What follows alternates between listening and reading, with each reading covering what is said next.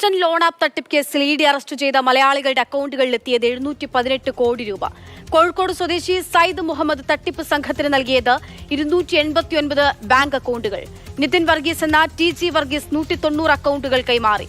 അറസ്റ്റിലായ സയ്യിദ് മുഹമ്മദ്, വർഗീസ് TG എന്നിവരെ 4 ദിവസത്തെ ഇഡി കസ്റ്റഡിയിൽ വിട്ടിരിക്കുകയാണ്. എസ് രാഗിൻ വിവരങ്ങൾ നൽകും. രാഗിൻ, വിശദാംശങ്ങൾ.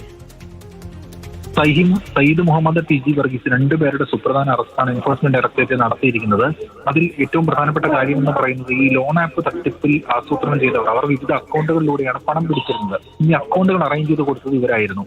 ഇവരുടെ അക്കൗണ്ടും അതോടൊപ്പം തന്നെ മറ്റു പലരുടെയും അക്കൗണ്ട് ഉണ്ടായിരുന്നു. അങ്ങനെ ഇവരുടെ നേതൃത്വത്തിൽ ഏകദേശം 500ഓളം അക്കൗണ്ടുകളാണ് അറേഞ്ച് ചെയ്തത്. ആ അക്കൗണ്ടുകളിലേക്ക് എത്തിയതാണ് ഇത്രയധികം കോടിക്കണക്കിന് രൂപ, 718 കോടിയോളം രൂപ. ഇതോടൊപ്പം തന്നെ കമ്മീഷനായും ഇവർക്ക് പണം ലഭിച്ചിട്ടുണ്ട്. ക്രിപ്റ്റോ ഇടപാടുകൾക്കും പണം നിക്ഷേപിച്ചിട്ടുണ്ട്. എന്തായാലും വിശദമായിട്ടുള്ള ചോദ്യം ചെയ്യലൊക്കെ ഉണ്ടാകും. അതിനായി 4 ദിവസത്തെ കസ്റ്റഡിയിലാണ് എൻഫോഴ്സ്മെന്റ് ഡയറക്ടറേറ്റ് ആവശ്യപ്രകാരം കോടതി ഇവരെ വിട്ടിരിക്കുന്നത്. വരും ദിവസങ്ങളിൽ വിശദമായിട്ടുള്ള ചോദ്യം ചെയ്യലുണ്ടാകും. കൂടുതൽ അറസ്റ്റ് വരും ദിവസങ്ങളിൽ ഉണ്ടാകുമെന്നാണ് നമുക്ക് അറിയാൻ കഴിയുന്നത്.